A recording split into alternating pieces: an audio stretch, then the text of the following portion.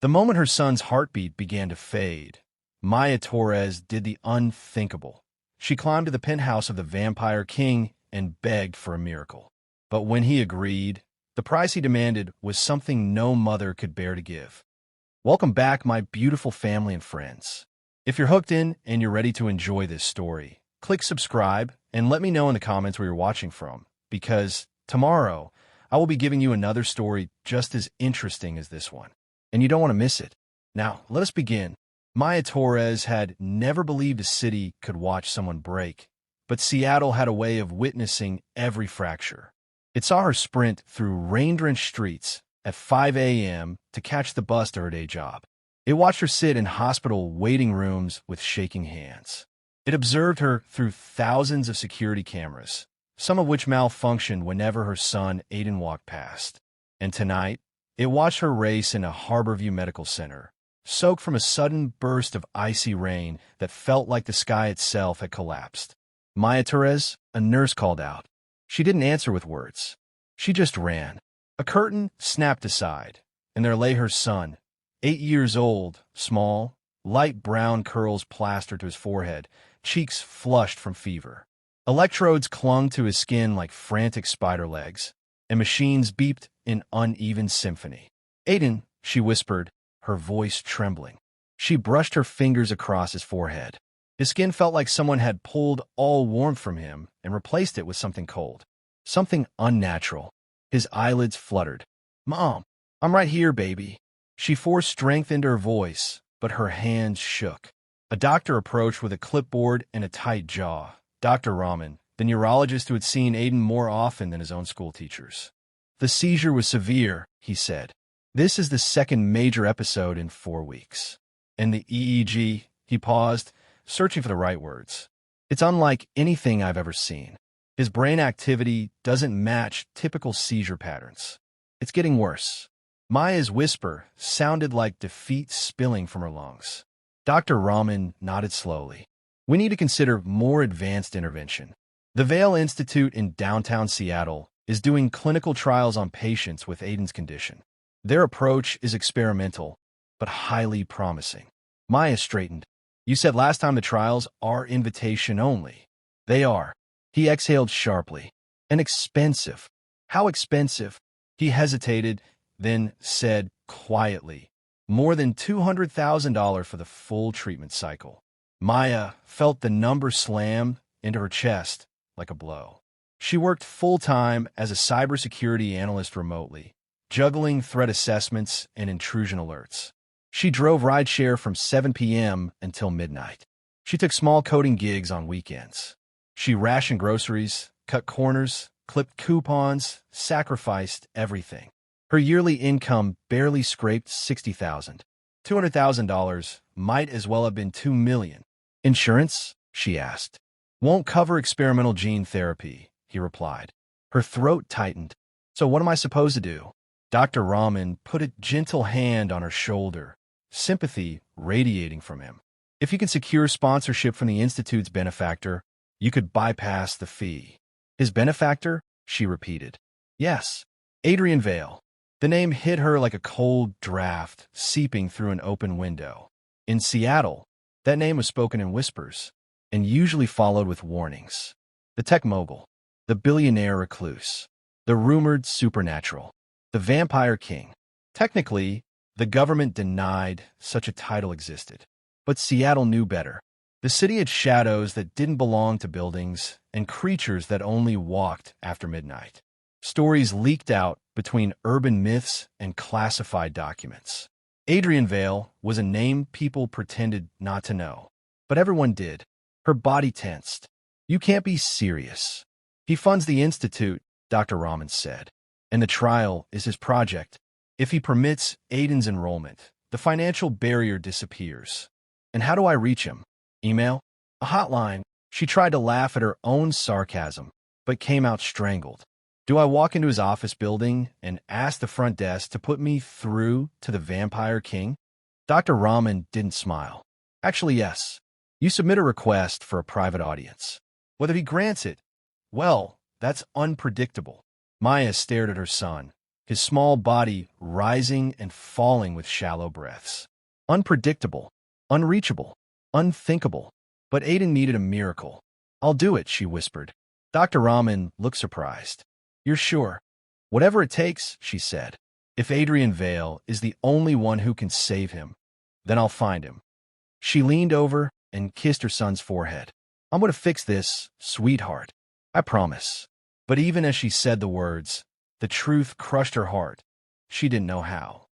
The next afternoon, after little sleep and too much fear, Maya stood outside Vale Tower in downtown Seattle. The building pierced the sky like a blade, glass, black steel, and an almost supernatural gleam. The revolving doors opened automatically as she approached. Inside, the lobby was silent with wealth. Polished marble, black onyx panels, a single sculpture, a curved metal interpretation of fangs. Subtle, but not subtle enough. At the reception desk, a woman with icy blue eyes stared at her. "Appointment. I need an audience with Adrian Vale." Something shifted behind the receptionist's eyes. Recognition. Surprise. Pity. "Name?" the woman asked. "Maya Torres." The receptionist typed something. Her expression changed from neutral to uneasy. "Ms. Torres, your request is noted." "Noted," Maya repeated. "Does that mean I can speak with him?" "No," the receptionist said. "It means your name has been added to the review queue." "How long is the queue?" "Variable." Maya clenched her fists. "My son doesn't have time for variable." The receptionist leaned forward just slightly, lowering her voice. "Ms. Torres, be careful what you ask for. An audience with Adrian Vale isn't something you seek lightly. I don't have a choice." Her voice cracked. "My son, he's dying." For the first time, the receptionist's mask slipped. Sympathy flickered across her features. "Sit," she said quietly. "I'll see what I can do." Maya sank onto the leather bench, trembling. An hour passed, then another. She checked her phone every few minutes, expecting a call from the hospital, expecting the worst. Anxiety coiled in her stomach like a living thing. Finally, the receptionist stood. "Ms. Torres." Maya jumped to her feet. "You've been granted an audience," the woman said softly. "Follow the security officer." The tall guard beside her didn't speak as he gestured for Maya to walk ahead. They approached the private elevator, the one without buttons. It opened automatically. Maya stepped inside, her heart pounding. The doors slid shut. The elevator rose so fast her ears popped. Then it stopped.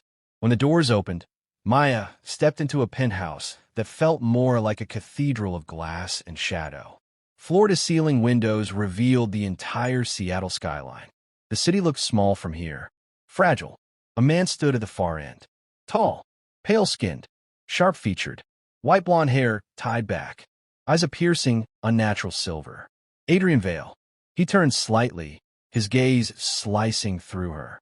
"Maya Torres," he said, like he had known her name long before she arrived. Her throat dried instantly. "Mr. Vale, no need for pleasantries," he murmured. "You came for a reason."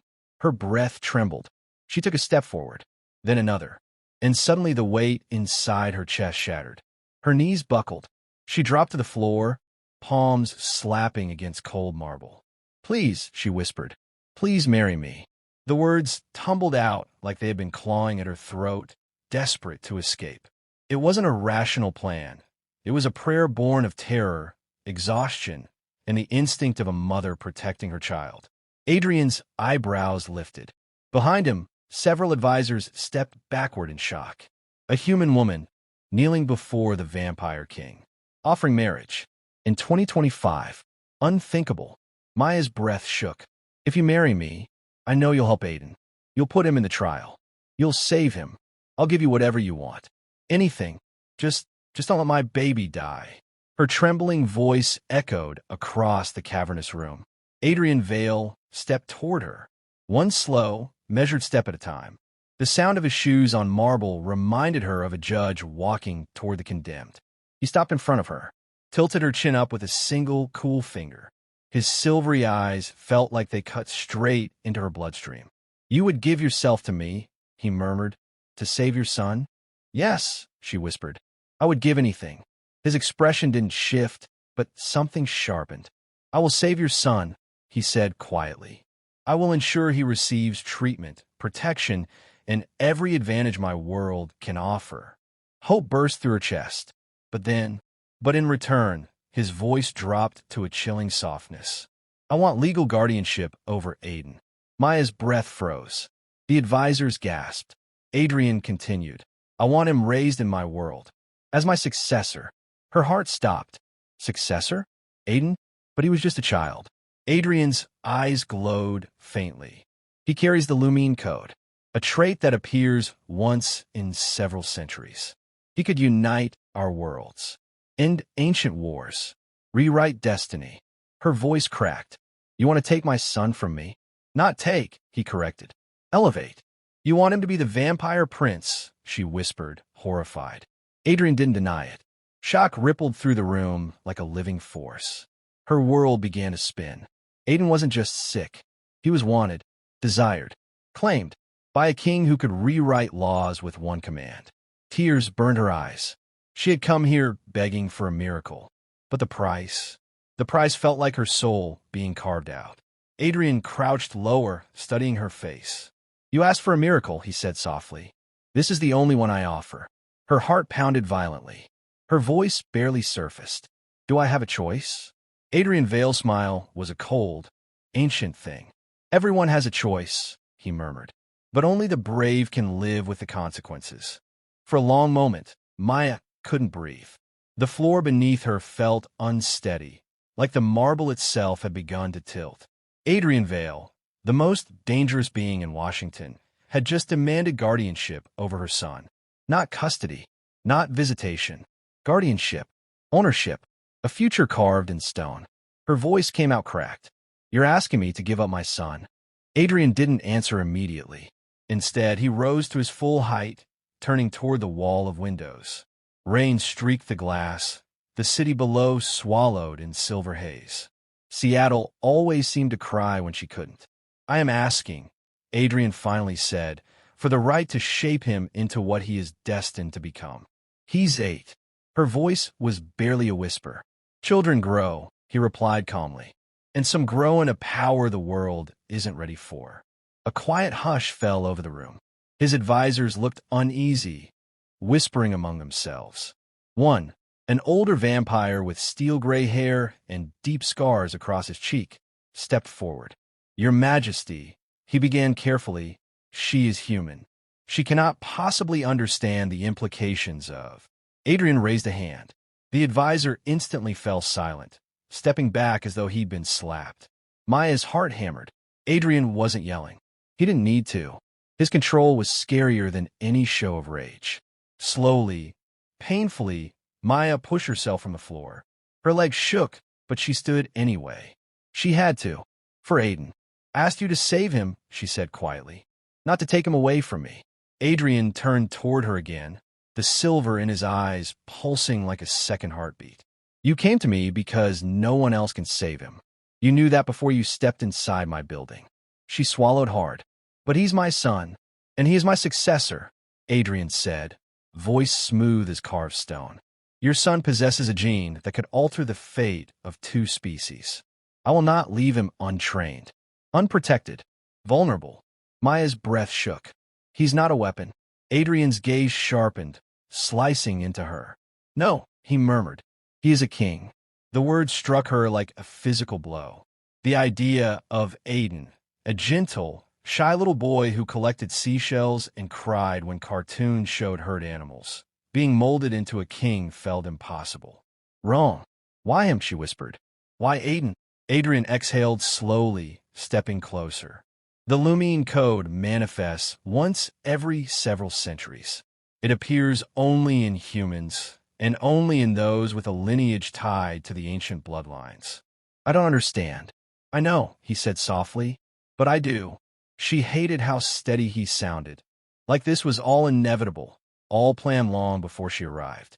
Like her life and her son's life had been footnotes in a prophecy she never consented to enter. Maya closed her eyes for a moment, fighting for breath.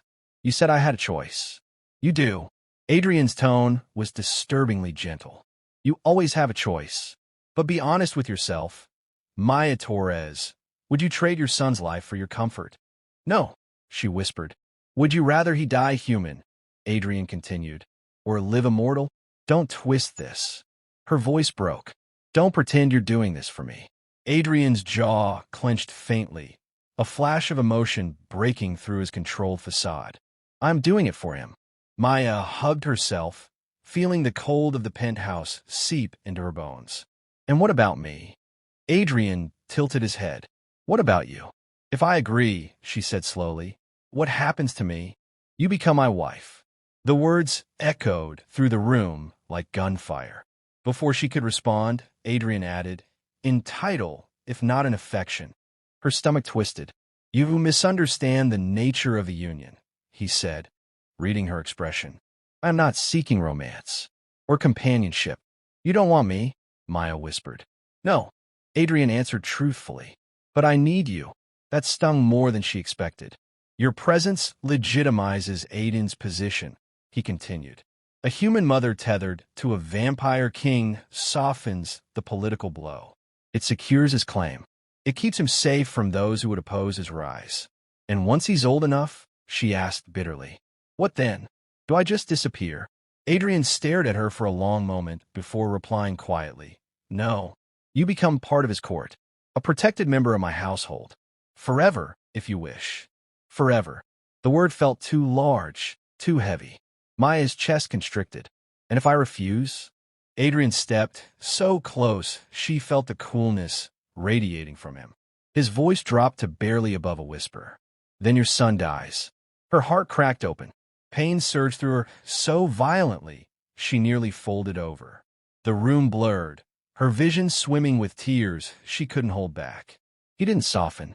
He didn't apologize. He simply watched, waiting for her to break. I can't do this, she whispered. You can, Adrian murmured. You are a mother, and a mother will walk through fire for her child. A tear slid down her cheek. His eyes tracked it. You kneel, he said softly, but you do not shatter. Interesting. I'm not interesting, she snapped, her voice thick. I'm terrified. You came anyway. Adrian's expression shifted, barely, but enough that she saw something like respect. That is rare. Maya pressed her hands to her eyes, trying to hold herself together. I need to think. You may have until sunrise, Adrian said. No longer. At sunrise? That's only 5 hours from now. Her heart lurched. That isn't enough time. It is all the time your son has. The cruelty wasn't in the words. It was in the truth beneath them. Another advisor stepped forward, bowing. Your Majesty, if I may, granting guardianship of a human child is unprecedented. The High Council will object. Adrian didn't look at him. They will adapt. Another advisor, this one younger and sharper-eyed, added, you are risking political war. I welcome the challenge, Adrian said evenly. The room froze in silence. No one dared dispute him again. Maya wiped her face, taking a shaky breath. Can I see Aiden? Before I decide, Adrian nodded once. A car will take you to the hospital. She hesitated. And you? Are you coming with me? No, he said. My presence would alarm the medical staff. She almost laughed bitterly. Your presence alarms everyone. His lips twitched in the faintest hint of amusement. True. Then his expression hardened again.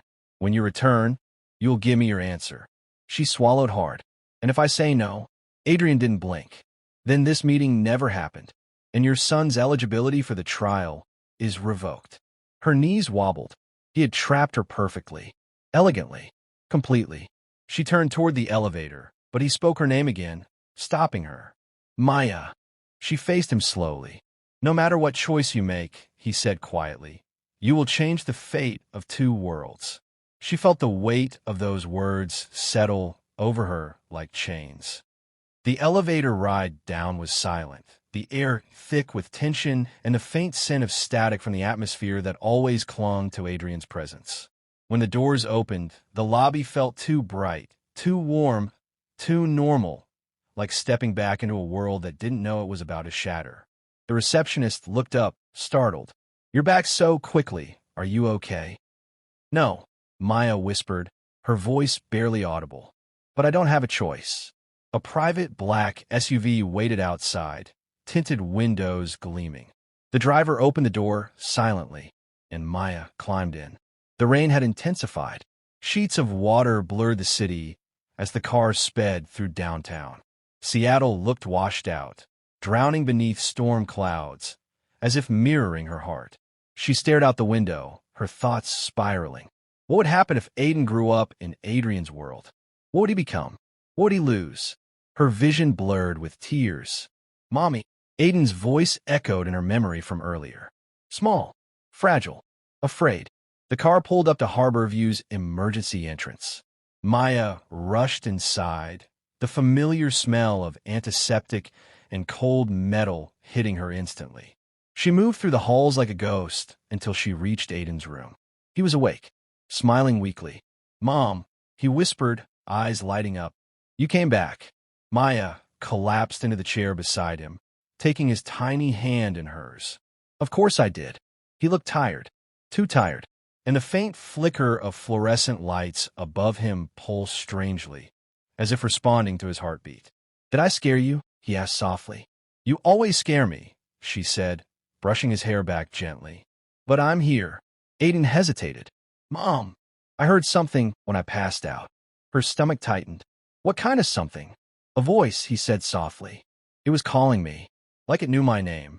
Her blood ran cold. It sounded like it was waiting for me. Tears gathered in Maya's eyes again. "Baby, don't think about that right now." Aiden looked at her, his eyes, deep brown and full of innocent trust, searching her face. "Are you okay?" Maya forced a smile through the ache in her chest. "Yeah, I will be. Promise?" She swallowed. "I promise." But the truth pulsed beneath her ribs. She didn't know if it was a promise she could keep. She kissed his forehead again, breathing in the familiar scent of warm skin and hospital linen. "Get some rest, okay? I'll be right outside."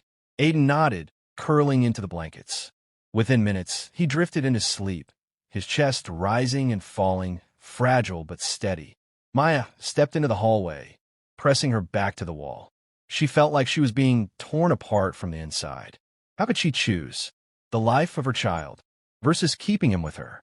A choice no mother should ever have to make. Her phone buzzed. A single message. Unknown number. "Sunrise approaches. Your decision must be made. AV." Maya closed her eyes. Her future was collapsing.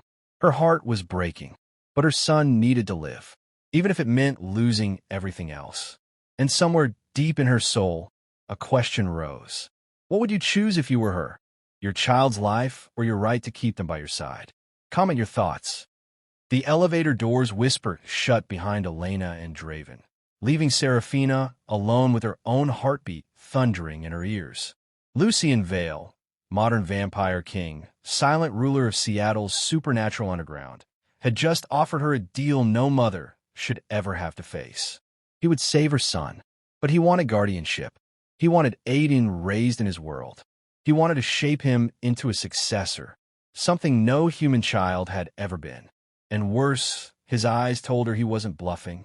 He already believed the boy belonged to him. Serafina felt her knees buckling again, but this time she caught herself against the cold marble wall, sucking in air like she'd forgotten how to breathe. She finally whispered, Why would you want a child? A human child?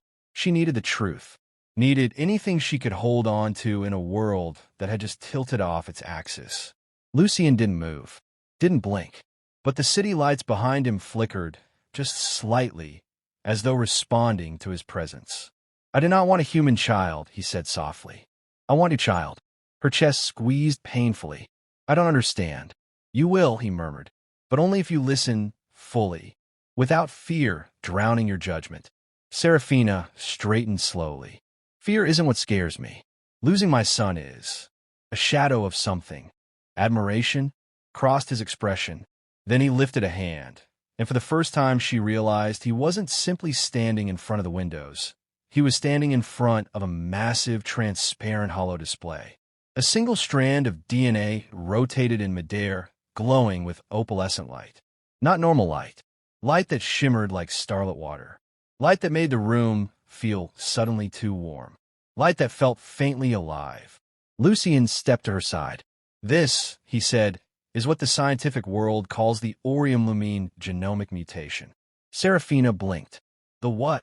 His voice dipped lower, an elegant, resonant thing that seemed to vibrate through her bones.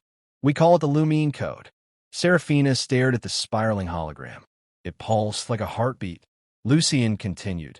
Fewer than 1 in a million humans possess this sequence. In vampires, it's even rarer. I myself do not carry it. She frowned. Then why does it matter? Because it is the genetic key to bridging 2 species that have been at war for 3,000 years. The lights in the penthouse dimmed slightly as he spoke, as if the system itself leaned closer to listen. A vampire with the Lumine code becomes a stabilizer, immune to bloodlust spirals, immune to sun degeneration, capable of an evolved form of consciousness. Serafina absorbed that carefully. And a human with it? She asked. Lucian's eyes glowed, faintly, unnervingly red. A human with it, he said, can become more. Her skin prickled. More what? More than mortal. More than vampire. Something neither race can predict yet. Something new. She stepped back. You're talking like he's a lab project. Lucian's gaze finally sharpened. Cold silver slicing through red. He is not a project. He is a prophecy. Her stomach dropped. Don't do that. Don't make him into some chosen one. I didn't, Lucian said simply. Nature did. Serafina lifted her chin. He's 8, which is precisely why he needs guidance. Protection. Education from both worlds. Lucian paused. And he will not get that as an ordinary human child living in a city that cannot keep its lights on when he walks past. Serafina froze. You know about that? Serafina. Lucian's voice softened. I know everything about your son. She felt a sharp rush of protective anger. He's not yours. No, Lucian agreed. Not yet. The room felt colder. She took a shaky breath. What does this have to do with marrying you? Lucian's expression grew unreadable. Human laws will not allow me guardianship of a child I have no legal tie to. Supernatural laws are even stricter. A marriage contract creates a bridge, binding your world to mine, giving him dual recognition. And if I say no, the question came out small, broken. Lucian turned back to the DNA hologram, watching it turn like a slow-burning star. Then the Institute will deny him access to the therapy. Her vision swam. That's blackmail. It is honesty. A faint pause. An inevitability. Serafina pressed the heel of her palm to her forehead. I can't do this. I can't marry someone I don't know. Give up rights to my son. Throw him into some supernatural court. You're not giving him up. Lucian cut in gently. You would remain his mother. You would remain by his side. But I wouldn't be his guardian. No, you would be his queen. The word queen nearly knocked her down. Don't romanticize this, she said hoarsely. His lips barely shifted. I am incapable of romanticizing anything. She believed him. Why me? She whispered. There must be someone better, more important, someone from your world. Lucian's gaze drifted to hers, and for the first time, she saw something like conflict flicker behind his eyes. Your son chose you, he said, and he carries the Lumine code. But I don't. No, he murmured. You do not, but you carry something else. What? A stabilizing energy signature I cannot explain yet. Your presence calms his mutation, grounds it. He is less volatile around you. Serafina thought about the flickering lights, the glitching cameras, the tangling headaches Aiden sometimes complained about. Less volatile. The phrase felt dangerously close to describing a nuclear reactor. Lucian added quietly, I have seen children with early Lumine activation. They burn out young, their minds fracturing under the intensity. He paused deliberately. Your son has lasted longer than most. Serafina's heart stuttered. He's not sick because of this, is he? Lucian shook his head slowly. The neurological condition is separate, but the code amplifies it. So the therapy, he nodded, will treat the seizures and stabilize the mutation. The weight of the world collapsed on her shoulders. She was drowning in information she hadn't asked for, forced into decisions no human mother should face. standing before a creature who felt less like a man and more like the embodiment of a storm. "I can't decide this now," she whispered. Lucian stepped closer, not threatening, but inevitable. "You must decide before sunrise." Her eyes snapped up. "Why? Why that fast?" "Because the Institute initiates their next trial cohort at noon tomorrow.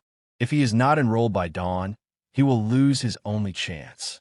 Her knees almost gave out again. "Dawn? You're giving me hours." "I have already given you years," Lucian murmured. "What does that mean?" she demanded. He exhaled, a slow, ancient sigh. "I've been watching your son since he was born." Serafina went cold. Ice water in her veins cold. "You what?"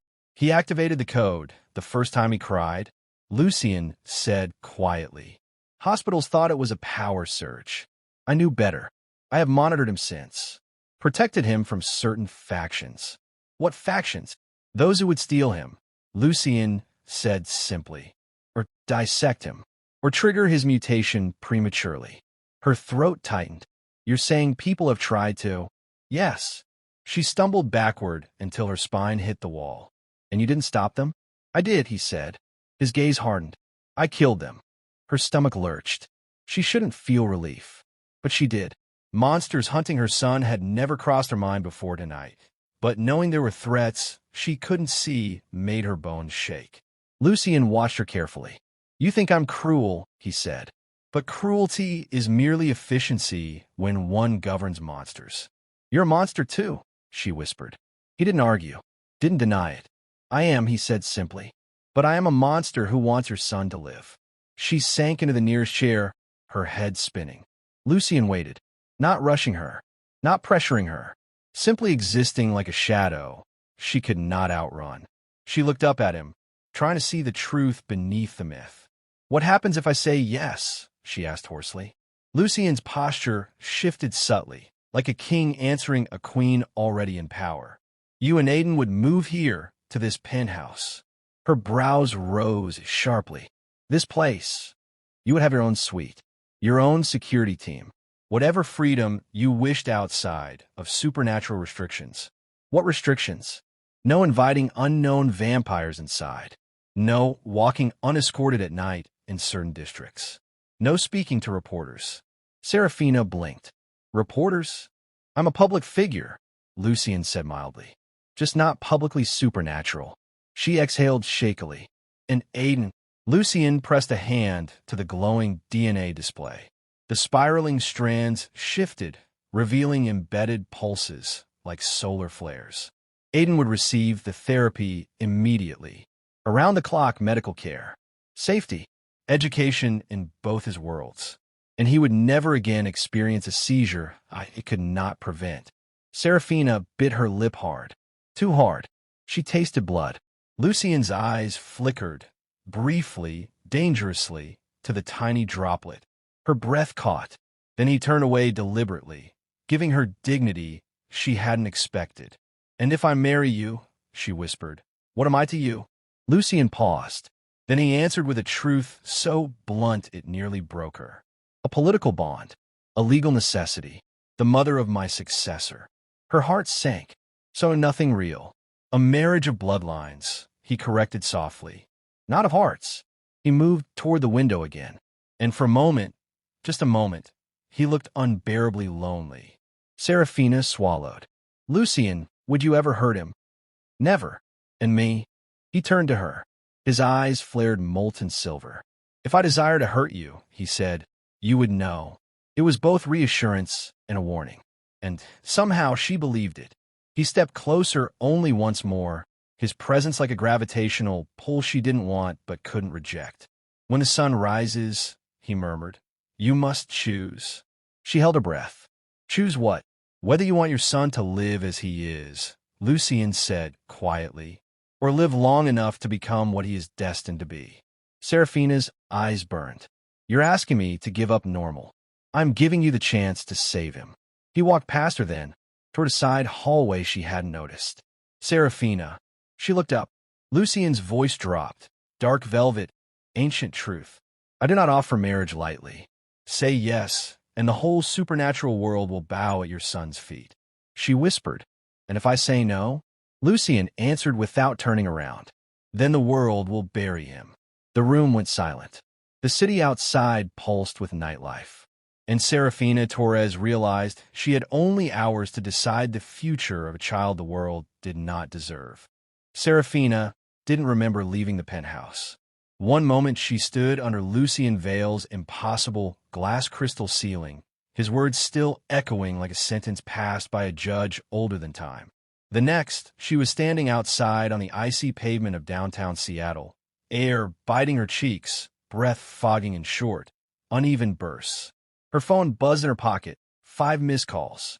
Aiden's school, the hospital, her boss, all normal pieces of her normal life clawing for her attention. Her hands trembled as she shoved the phone back into her coat. She couldn't speak to any of them. Not yet. Not while the entire world, her entire world, teetered on the edge of something she hadn't asked for, hadn't imagined, hadn't believed existed 4 hours ago. She stumbled toward her car, hit unlock, fell inside, and then the panic finally hit. Her chest locked, her vision blurred. A sob tore out of her throat before she could swallow it down. She pressed her forehead to the steering wheel. God, she whispered. God, what am I supposed to do? The cold leather didn't answer. Neither did the empty night. Seattle buzzed outside her window. Late-night bars, neon lights, the hum of electric buses, but none of it reached her. She was suspended between 2 realities, the world she knew and the one that had just claimed her son's future. A light tapping startled her. She jerked upright and exhaled shakily when she saw a familiar face through the window. Kira Liu, her neighbor. Petite, sharp-eyed, hoodie zipped to her chin, carrying 2 grocery bags like weapons. Serafina rolled down the window with shaking fingers. Kira, I didn't know you were out. Kira squinted at her. Girl, it's midnight and you're vibrating like a broken phone. What happened? Nothing. Just a long night. Kira stared harder. Then she dropped her grocery bags inside her own trunk, walked around, and opened Serafina's passenger door. Move over. I'm fine. You look like you just watched a horror movie and lost the remote. Kira slid in any way. Talk. Or breathe. Or both. Serafina gripped the steering wheel tighter. Kira, do you believe in things that sound impossible? Kira smirked. Like rent going down in Seattle? Serafina huffed out something like a laugh. Then her chest tightened again. I'm serious. Kira's expression shifted, softening, losing the sarcasm. I believe people can break, she said quietly. And I believe sometimes the universe expects too much from one person. Serafina swallowed. Kira tilted her head. Is this about Aiden? That broke something open. Tears welled again. Yes, Serafina whispered. It's all about him. Kira reached over, squeezing her hand gently. Is he okay? He had a seizure today. A bad one. Oh, Sarah? And the hospital said, her voice cracked. They said he needs this therapy. The only therapy that might help. But you have to be invited. And I'm not. I can't be. I'm nobody. Kira's jaw tightened. You're not nobody. Lucian Vale thinks I'm not nobody. The moment the name left her mouth, Kira froze. As if Serafina had said something obscene. Vale, Kira repeated slowly. As in, Vale? Downtown Nightmare Vale? The guy who owns half the city after dark. Serafina's lips trembled. Yes. Kira actually recoiled. Why were you anywhere near him? I asked for help. Oh my God. Kira's voice pitched up. Sarah, people don't walk into his world. They don't walk out either. I walked out. Barely. Serafina didn't argue. Kira pressed a hand to her forehead. Tell me you didn't sign anything. Tell me you didn't agree to anything. He wants Serafina's throat closed. Kira leaned in. What? He wants guardianship of Aiden. Kira's mouth dropped open. Guardianship? Guardianship? Sarah, he's not a philanthropist. He's a... She stopped, as if afraid to say the word. Serafina whispered it for her. A vampire. The world went silent. Even the traffic noise seemed to fade. Kira's face changed. Not in a disbelief, but something far more terrifying. Resignation. You met him, Serafina whispered. You saw him once. Years ago. You told me. Kira nodded slowly. Yeah, and I told you to forget it. Because it's safer to pretend he doesn't exist. Serafina's breaths came too fast. Kira, he wants to marry me. Kira slapped both hands over her mouth to keep from shrieking. Then she whispered through her fingers, "Girl, what the hell?" Serafina broke completely then, covering her face with trembling hands. Kira grabbed her shoulders, shaking her lightly. "No, Sarah, look at me. Look." Serafina lifted her head, eyes swimming. "What did he offer? What is the deal? Tell me exactly." "He said he'll save Aiden. All his treatment, all his protection, everything. But he wants to raise him as his successor." Kira blinked hard. "He wants your kid to be what? Royalty. He wants him to be the next vampire king." Kira's jaw worked silently for a full 5 seconds before she managed. "That's not a thing humans get to survive." Serafina's chest throbbed. "I don't know what to do," she whispered. "If I refuse, they won't treat Aiden. He could die. But if I say yes, I lose him anyway." "No," Kira said firmly. "You stay with him." "As what? His mother or his political hostage?" Kira didn't have an answer, and that silence hurt more than the truth. 2 hours later, Serafina sat alone at her kitchen table, staring at the contract. Lucien had sent it. Of course he had. Digitally encrypted, legally binding, cold and precise, just like him. She scrolled. Clause 4.3. The vampire sovereign shall retain guardianship rights. Clause 6.1. The human spouse shall remain primary caregiver unless safety protocol dictates otherwise. Clause 9.2. Succession training shall begin upon medical stabilization. She felt sick. This wasn't a marriage proposal. This was a custody acquisition. Her phone buzzed again. Aiden's sleeping photo lit the screen. Curly hair mussed, cheeks squished against his pillow, looking far too small for the things the world expected of him. Her heart cracked in half. She whispered to herself, "I'd die for you.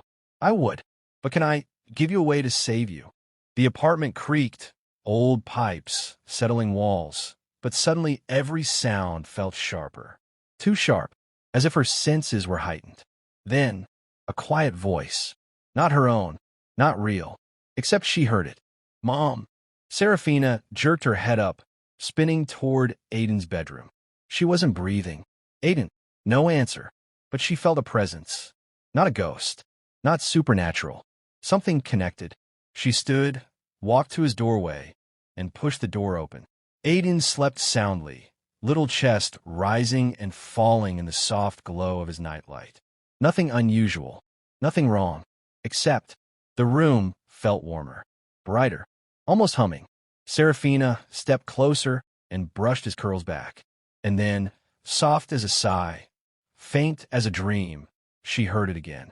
"Mom, don't be scared." Her heart jolted. Her knees nearly buckled. "Aiden," she whispered desperately. "Baby, I'm here. Are you awake?" But his eyes stayed closed. He didn't move, and the voice faded like mist. Serafina covered her trembling mouth. Lucien's words returned, echoing through her skull. "The Lumine Code activates early. Children burn out without guidance. He is becoming something neither of our worlds can predict." She staggered backward out of the room. Kira had left an hour ago with a hug and a warning. "If you go to him again, Sarah, if you agree to anything, make sure the price doesn't cost your soul." But souls weren't what Lucien traded in. He traded in futures, destinies, children. And Aiden's future was slipping through her fingers like water she couldn't hold tight enough. Her phone buzzed again. A text. Unknown number. Encrypted origin. She didn't need to guess who. "The sun rises in 4 hours. Choose. LV." Her hand shook violently. She typed nothing, deleted nothing, stared at the message until her vision blurred. 1 hour before dawn, the city outside her window shifted from black to slate blue, the faintest hint of morning bleeding into the skyline. Serafina hadn't slept. She hadn't sat, or eaten, or breathed properly. She paced her small living room, wearing a path into the rug. Every scenario spiraled in her mind. Say yes. Aiden lives. Aiden becomes something powerful. Aiden belongs to another world. Say no. Aiden dies. From seizures. From a mutation. from something she could have prevented. "No," she whispered. "No, I can't." Her breath hitched. She collapsed onto the couch, burying her face in her hands. Then, a soft weight pressed against her thigh. Serafina gasped. Aiden had come out of his room silently, half asleep, blanket trailing behind him. "Mom, you're crying." She wiped her cheeks quickly, but he climbed into her lap anyway, curling against her like he used to when he was small. She held him tight. Too tight. Aiden peered up, sleepy-eyed and innocent. "Are you scared?" She froze. "No," she lied. "Just tired." He tilted his head. "You feel scared." Her heart stopped. "Aiden, what do you mean?" "I feel you buzzing," he murmured, touching her chest. "Like the lights when they glitch." Her breath faltered. "And I hear things sometimes. Voices. Whispers. But not bad. Just far away." Serafina felt her entire world crack open. "Aiden, baby, do the voices ever tell you things?" "Sometimes." "What things?" "That something's coming," he whispered. "Something big. And I won't be alone." Tears blurred her vision again. "Oh, sweetheart." Aiden rested his head on her shoulder. "Mom." "Yeah. If someone can help me, you should let them." Serafina's pulse broke into lightning. Thunder exploded in her ears.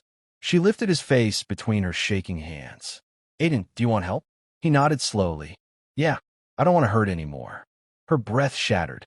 She kissed his forehead, held him so tightly he hummed in complaint, and whispered into his curls. Okay, baby. I'll fix it. I'll fix everything." The sun crested over the horizon. Her decision was made. She grabbed her phone, typed 2 words, hands trembling, heart in pieces. "I agree." The message delivered. The world changed forever. And somewhere atop the highest skyscraper in Seattle, Lucian Vale smiled.